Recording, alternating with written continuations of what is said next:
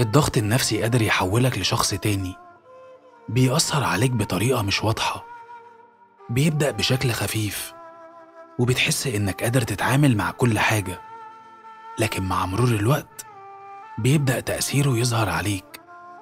تبدأ تشك في نفسك وتحس إنك مش زي ما كنت قبل كده. كل يوم تكتشف إنك مش بنفس الشخص بتاع زمان، ولا بنفس شخصيتك اللي كنت بتحبها قبل ما تدخل في دوامة الضغوط دي. وتبدأ تحس إنك بتضيع حاجات كنت بتحبها في نفسك. شخصيتك الحلوة اللي كانت بتميزك واللي كنت دايما فخور بيها بتبدأ تختفي شوية شوية، وكل يوم بتخسر جزء منها. الضغط النفسي مش بس بيغير حياتك، لكنه بيغيرك من جواك.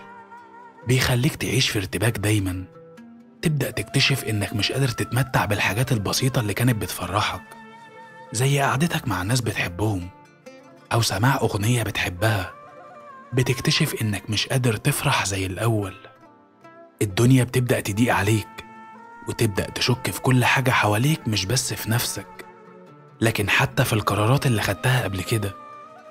مع الوقت يبدأ الضغط النفسي يموت فيك حاجات كتيرة بالبطيء، لدرجة إنك بتكون مش قادر تشوف طريق يرجعك زي الأول. تبدأ تكره كل حاجة كنت بتحبها. تلاقي نفسك فقدت شغفك وكل الحاجات اللي كنت متحمس ليها، سواء كان شغلك، علاقات، أو حتى الحاجات الصغيرة اللي كانت بتخلي يومك أحلى ومزاجك رايق.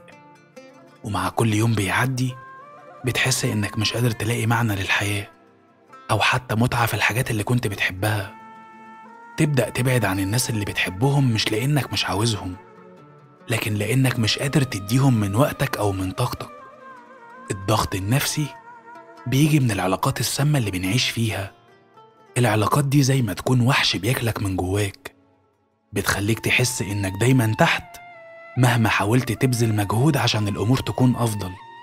العلاقات السامة بتخليك دايما متوتر، بتخليك تشك في نواياك، وكل ده بيأثر على نفسيتك.